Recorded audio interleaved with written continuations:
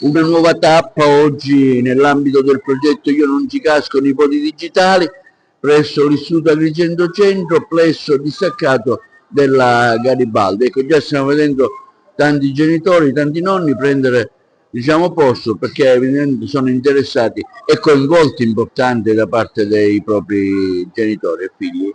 Continua il nostro tour nelle scuole agrigentine per presentare la campagna di informazione e sensibilizzazione del progetto Io non ci casco. Sta andando benissimo, la prima tappa all'Anna Frank, ieri siamo stati alla Mondalcini, oggi nel plesso Agrigento Centro, nell'Istituto Garibaldi, si prevede un'altra bellissima giornata di collaborazione con gli alunni, soprattutto che saranno i nostri nipoti digitali. La presenza dei nonnini nelle scuole rappresenta proprio l'obiettivo che noi vogliamo raggiungere, cioè arrivare a loro per evitare l'odioso di cascare nell'odioso fenomeno delle truffe all'anziano.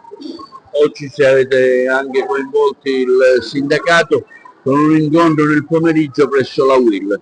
Il pomeriggio continua anche il tour itinerante nell'associazionismo presente in città, oggi saremo alle Guilli, poi successivamente alla CGL e alla CNA e saremo accompagnati passo passo dalla presenza delle forze dell'ordine che sono, diciamo, i nostri ospiti speciali di tutte le iniziative, e grazie a loro daremo le opportune informazioni per quanto riguarda tutto quello che è il mondo delle truffe, soprattutto le truffe online. Oggi una nuova tappa del progetto Io non ci casco, nipoti digitali, organizzato dal Comune di Agrigento, qui presso l'Istituto Agrigento Centro, plesso Garibaldi.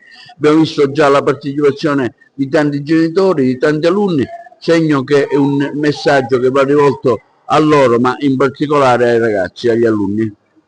Sì, una tappa importante per il nostro istituto. Il progetto Io non ci casco aiuterà i nostri studenti a capire i pericoli online nella vita di tutti i giorni e diventeranno nipoti digitali, cioè spiegheranno ai loro nonni quali sono le truffe, i raggiri a cui possono andare incontro per tutelarli e difenderli.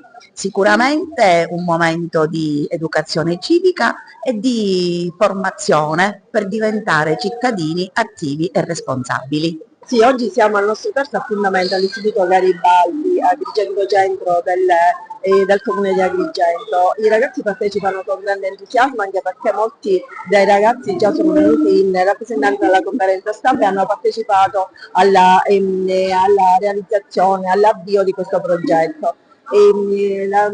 L'aspetto più importante dell'attività progettuale è proprio quello che sta passando il messaggio dei nipoti digitali, cioè attraverso i ragazzi stiamo riuscendo ad approcciare i nonni e quindi a stare più attenti alle truffe e ai raggiri.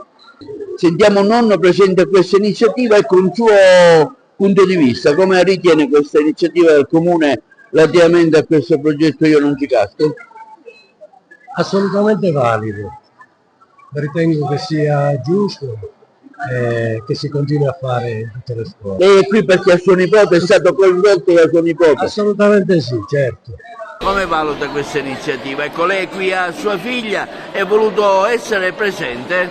Assolutamente straordinario, trovo che siano iniziative lodevoli perché riescono a coinvolgere le nuove generazioni e le vecchie generazioni creando un ponte importante, questo ovviamente con l'ausilio delle forze dell'ordine che insomma, riescono a spiegare anche ai ragazzi l'importanza di alcuni loro gesti e di come possono aiutare i loro familiari più cari.